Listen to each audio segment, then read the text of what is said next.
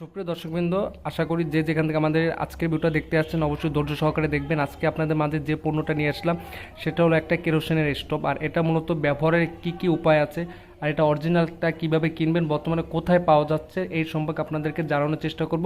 আর যারা ভিডিওটা কন্টিনিউ দেখতে আছেন আপনাদেরকে একটা রিকোয়েস্ট করবো, চ্যানেলে নতুন দর্শক হয়ে থাকলে অবশ্যই চ্যানেলটি সাবস্ক্রাইব করে পাশে থাকবেন যেন এরকম ভিডিও প্রতিনিয়ত আপনাদের কাছে চলে যায়। আমি মূল ভিডিওতে চলে যাই। এটা হলো বসুন্ধরা কিংসের একটা কেরোসিনের স্টোভ। আর এটা মূলত দেখা যাচ্ছে কেরোসিন তেলে চলে। অনেকে আছে, স্টুডেন্ট আছে, অনেকে আছে বাসা বাড়িতে একা থাকেন, দেখা যায় তাদের কিছু টাকা বাঁচানোর জন্য এরকম মানে স্টোভ কিনতে চাচ্ছেন, তাদেরকে আমি বলবো এগুলো কিনতে পারেন। কারণ এগুলোতে আপনাদের অনায়াসে একজন মানুষ যদি রান্না করে খাওয়া দাওয়া করে ইনশাল্লাহ 2 লিটার তেলে মোটামুটি 1 মাস কাভার হয়ে যায়, মোটামুটি আর কি ইউজ করলে। আর 2 লিটার তেলে 1 মাস চলে যায় অনায়াসে। এখন আমি এটার অরিজিনালটা আর ডুপ্লিকেটের পার্থক্যটা আপনাদেরকে একটু বুঝিয়ে দিই। আর যেগুলো অরিজিনাল থাকে সেগুলো কিন্তু বসুন্ধরা কিংস এরকম নাম থাকে না। আর এটা কিন্তু নামটা দেখতে পাচ্ছেন খুবই স্পষ্ট বোঝা যাচ্ছে। আর অনেকগুলো থাকে ফ্যাকাশে, অনেকগুলো থাকে বিভিন্ন মানে সাদা প্যাকেটে এরকম থাকে, মানে শুধু এরকম সাদা প্যাকেটে থাকে। সেগুলো আপনারা কিনবেন না আশা করি, কারণ এগুলো হচ্ছে ডুপ্লিকেট। আর এটা অরিজিনালটা যেভাবে দেখতে পারতেছেন খুবই সুন্দর। আবার এখানে দেখা আছে 10 ফিতা দেখে খরিদ করুন। এটা হলো প্রাথমিক পর্যায়ে আর কি। আর এটা বর্তমানে আপনারা কিনতে চাইলে বাংলাদেশের যে কোনো জায়গা থেকে কিনতে পারেন। আর এটা বর্তমানে দাম হলো 580 টাকা থেকে 560 টাকার মধ্যে নেবে। দেখা যায় এর নিচে আর কি আনা যায় না, মোটামুটি 570-80 এর মধ্যে এগুলো কেনা যায়।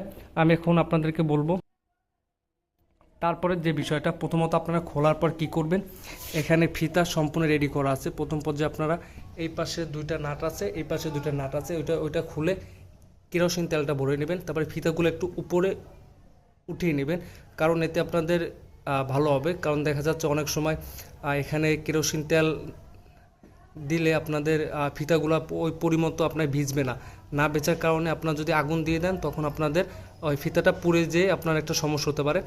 তাই প্রথম পর্যায়ে আপনারা কেরোসিন তেলে এটা ভিজিয়ে রাখবেন আর ফিতাটা একটু উপরে করে পাওয়ারটা বাড়িয়ে নেবেন। এখানে দেখেন পাওয়ার একটা আছে, অন অফ মানে কমানো বাড়ানো একটা পাওয়ার আছে, এটা অবশ্যই আপনার বাড়িয়ে নেবেন। বাড়িয়ে নিয়ে তারপরে কেরোসিন তেল দেবেন। একটা জিনিস বলে রাখি, কেউ কেরোসিন তেল ঢালার সময় অবশ্যই এই যে আগুনটা আছে আগুনটা নিভিয়ে নেবেন। কারণ দেখা যাচ্ছে এখানে কেরোসিন তেল আপনি আগুন দেওয়া অবস্থায় থাকলে ওই সময় আপনি কেরোসিন তেল ঢালে আগুনটা দেখা যায় আরও বেশি ফায়ার করতে পারে। তাই আমি সাজেস্ট করব প্রথম পর্যায়ে কিনে কেরোসিন তেলটা দিয়ে মোটামুটি আধা ঘন্টা এভাবে রাখবেন। আর একটা জিনিস আপনাদেরকে বলে রাখি, যারা কিনা ব্যবহার করবেন, ব্যবহার করার ক্ষেত্রে কিছু নিয়মকানুন বলতে গিয়ে আমি আপনাদের বলে রাখি। এটা প্রথমে আপনারা কেরোসিন তেল দিবেন, দেওয়ার পর আধা ঘন্টা থেকে 40 মিনিট রাখবেন, কারণ ফিতাগুলো সম্পূর্ণ না ভেজা পর্যন্ত।